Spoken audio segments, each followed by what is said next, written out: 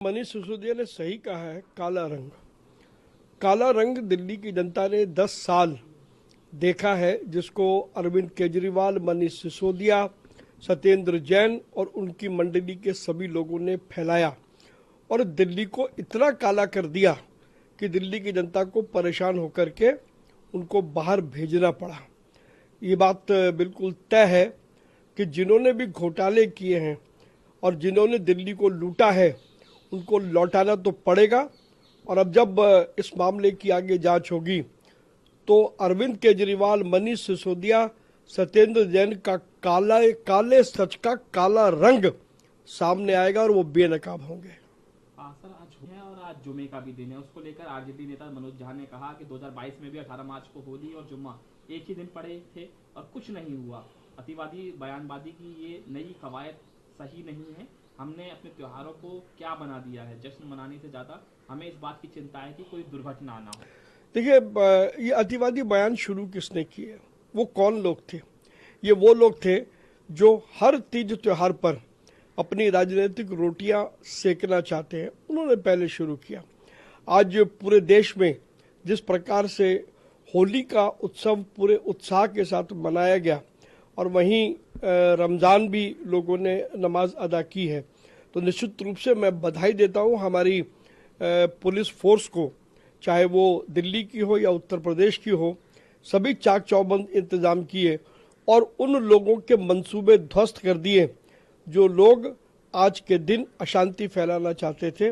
और यही केंद्र सरकार और जिन जिन राज्यों में भारतीय जनता पार्टी की सरकारें हैं, इस बात के लिए प्रतिबद्ध हैं कि त्योहार पूरे उत्साह और उल्लास से मनाए जाएंगे। सर, भारत ट्रेन अपहरण जो कि ट्रेन पाकिस्तान में हुआ, उसकी निंदा की गई है। भारत ने पाकिस्तान के आतंकवाद के आरोपों को खारिज करते हुए कहा कि दुनिया जानती है कि वैश्विक आतंकवाद का असली केंद्र कौन है। देखिए, आतंकवाद कहीं पर भी हो, उसकी जितनी निंदा की जाए कम है। आतंकवाद समाप्त होना चाहिए। भारत शुरू से ही वसुधैव कुटुंबकम के पक्षधर में रहा है और जब से प्रधानमंत्री नरेंद्र मोदी ने देश का कार्यभार संभाला है, उन्होंने वसुधैव कुटुंबकम की नीति पर ही अमल किया है। लेकिन अब केवल भारत ही नहीं, पूरा विश्व जानता है कि आतंकवाद की जननी कहाँ है और कौन आतंकवाद को जन्म देता है। और कभी कभी एक कहावत कही गई है, इस घर को आग लग गई घर के चिराग से। तो आज जिस कहानी को पाकिस्तान ने शुरू किया था, आज वो कहानी पाकिस्तान में ही दोहराई जा रही है। मुझे लगता है पाकिस्तान के हुक्मरानों को इस बात को समझना चाहिए कि वो शांति से अपना देश चलाएं और भारत को भी शांति से रहने दें। यदि भारत में कोई भी आतंकवाद फैलाएंगे तो मुंहतोड़ जवाब मोदी जी के नेतृत्व में हमारी सरकार और हमारी जितनी भी फोर्सेज हैं, सेना है, उनको देगी। सर, 3 भाषा का लगातार सवाल खड़ा हो रहा है, खासतौर पर साउथ के राज्यों में। राज्य के वित्त मंत्री तमिलनाडु से हैं जो थंगम थेनारासु, उन्होंने कहा कि इस साल केंद्र सरकार ने भाषा प्रणाली को प्रोत्साहित करने वाले एनईपी को स्वीकार नहीं करने के लिए राज्य को 2152 करोड़ रुपए जारी न करने पर हमें धोखा दिया है। देखिए, तमिलनाडु के लोग बिना किसी बात के तूल उठा रहे हैं। एनईपी के बारे में संसद में पहले धर्मेंद्र प्रधान जी ने और बाद में निर्मला सीतारमण जी ने स्थिति को बहुत स्पष्ट कर दिया। लेकिन क्या तमिलनाडु की सरकार इस बात का जवाब दे कि उसने अपने बजट में रुपए का जो हमारा सिंबल है उसको क्यों हटाया? ये सीधे तौर पर स्वीकृत राष्ट्रीय सिंबलों का अपमान है। और अगर वो सिंबल हटा रहे हैं तो फिर मेरा एक सवाल उनसे ये भी है कि हम भारत की करेंसी पर भी वही सिंबल होता है, तो क्या वो करेंसी रखना बंद कर देंगे? जवाब देना चाहिए। सर, तमिलनाडु सरकार ने रुपए के प्रतीक को बदला है। भाजपा ने उदय कुमार का नाम घसीटा, एमके स्टालिन के लिए शर्मिंदगी है।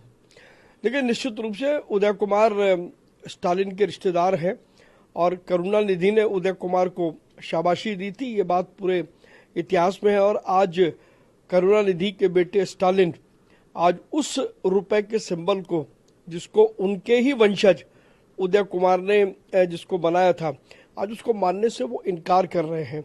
ये राष्ट्रीय एकता का बहुत बड़ा अपमान है। स्टालिन स्पष्ट करे कि ऐसा करके वो क्या करना चाहते हैं। सर पुतिन ने यूक्रेन संघर्ष को हान मिशन के लिए पीएम मोदी और ट्रंप को धन्यवाद किया है। लेकिन निश्चित रूप से प्रधानमंत्री नरेंद्र मोदी पूरे विश्व में शांति के लिए और सद्भाव के लिए जाने जाते हैं। जब जब भी विश्व में कोई संकट आया तब तब विश्व ने प्रधानमंत्री नरेंद्र मोदी की सेवाएं ली। और यूक्रेन और रशिया के बीच का युद्ध अब क्योंकि बहुत लंबा चल चुका है तो निश्चित रूप से अब इस युद्ध को समाप्त होना चाहिए।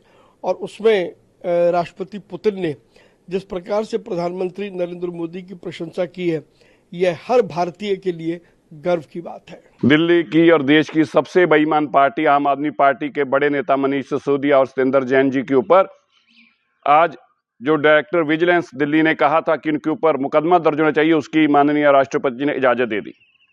याद रहे, ये वो लोग हैं जिन्होंने शराब घोटाले किए, बस घोटाले किए, बिजली घोटाले किए और ये क्लासरूम घोटाला 2000 करोड़ से ज्यादा का घोटाला क्या है। एक क्लासरूम बनाने के लिए 1 फुट का रेट तय किया गया 8800 रुपये फुट, 8800 रुपये फुट, जबकि 5 स्टार होटल भी जो बनता है वो भी 5500 रुपये फुट से बेस्ट होटल बन जाता है। और इसका कोई टेंडर नहीं किया, बोला हम ईमानदार हैं जी, हमें टेंडर की क्या जरूरत है। वैसे ही काम देते थे अपने आर्किटेक्ट को, और अपने ही जान पहचान वाले आर्किटेक्ट को जो इनके घर में और दफ्तर में बैठ के काम संभालता था, उसको सारा काम करने का दे दिया। और एक एक क्लासरूम की कीमत आई 25-25 लाख रुपया, और एक क्लासरूम को, बाथरूम को भी क्लासरूम गिन लिया गया। इसकी बात ना केवल दिल्ली विजिलेंस ने कही, बल्कि चीफ विजिलेंस कमीशन ने भी 2020 की रिपोर्ट में कहा कि ये बहुत बड़ा घोटाला है, इसकी छानबीन होनी चाहिए।